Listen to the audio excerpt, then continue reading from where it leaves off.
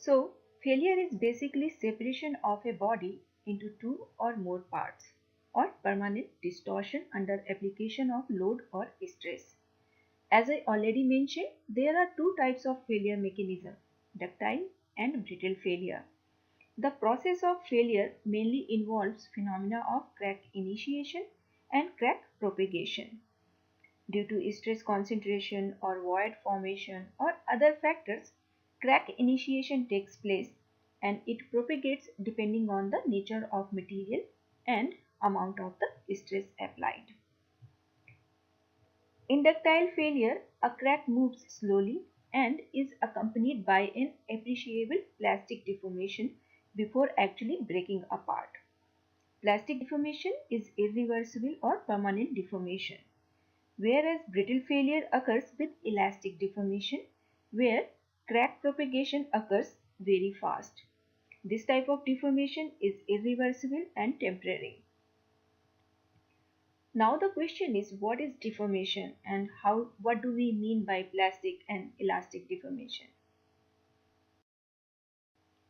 As we know, when force or stress is applied on a plastic material, its shape changes. This change in shape is known as deformation. During deformation, the intermolecular forces of the material oppose the applied force. If the intermolecular force is large enough to resist applied force, the sample returns to its original state when load is removed.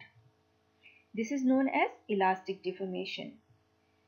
If the intermolecular force is not sufficient enough to overcome the applied force, then the sample undergo permanent deformation.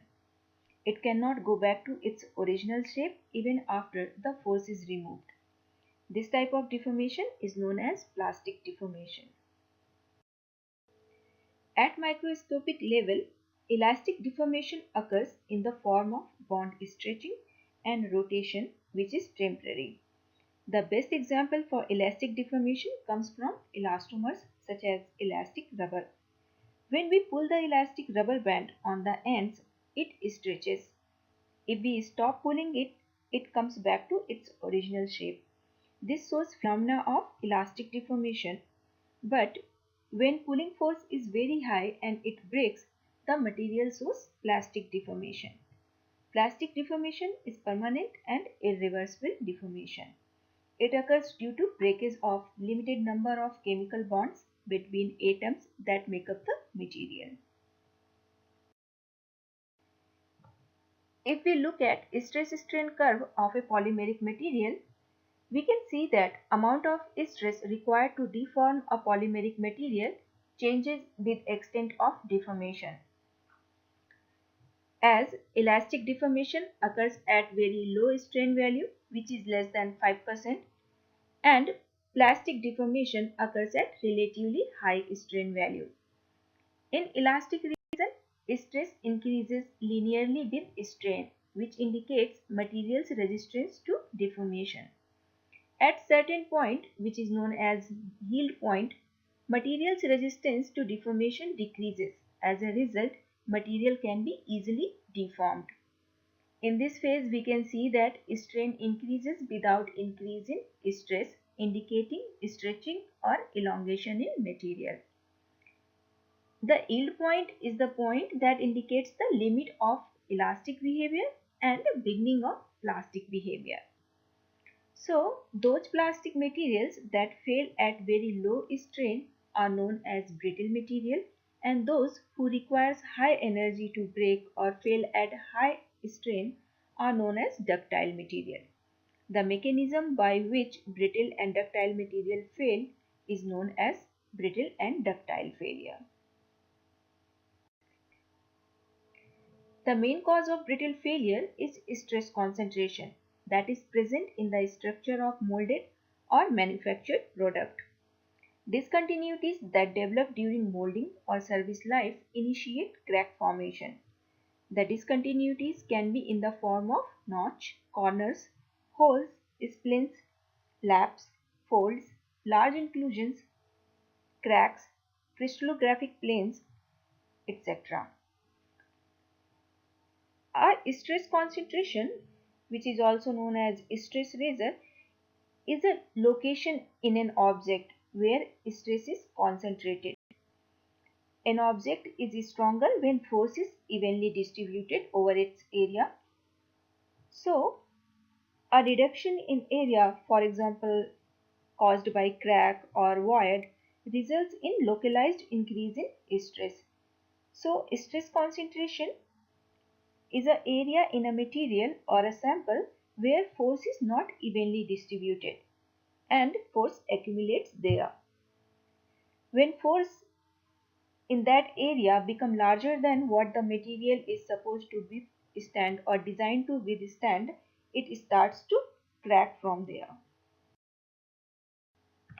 As we can see here, in case of sample having a void, the line of force are not straight near the void.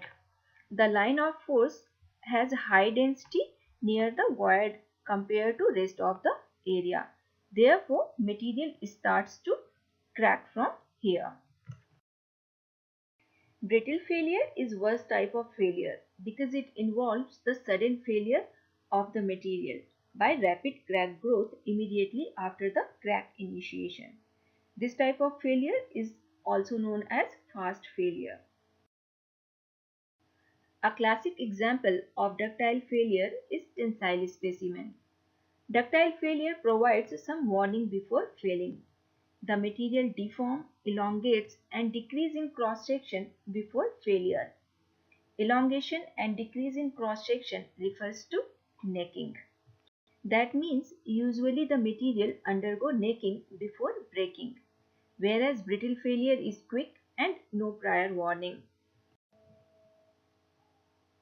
This sample starts to fracture due to formation of microvoids in the necked region.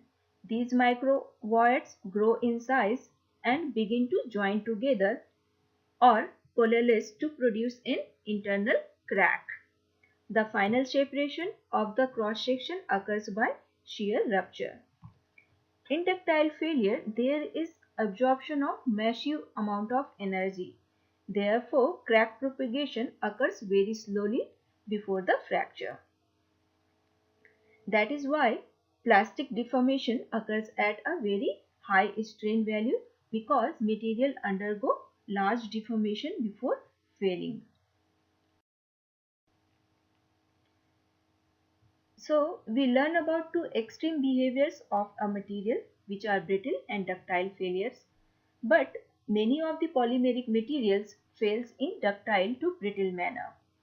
That means many polymeric conditions can make a plastic partially ductile and partially brittle. Therefore, most of the plastics show intermediate ductility unless they are deliberately made to be very ductile or very brittle.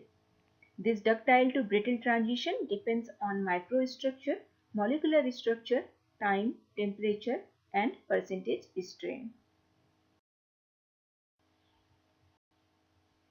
In summary, we can say that brittle failure undergo with appreciable elastic deformation and ductile failure occurs with plastic deformation. Elastic deformation is reversible and temporary, whereas plastic deformation is permanent and irreversible. Brittle failure occurs at low strain and ductile failure occurs at high strain. Stress concentration is the main cause of brittle failure, whereas ductile failure occurs due to void formation.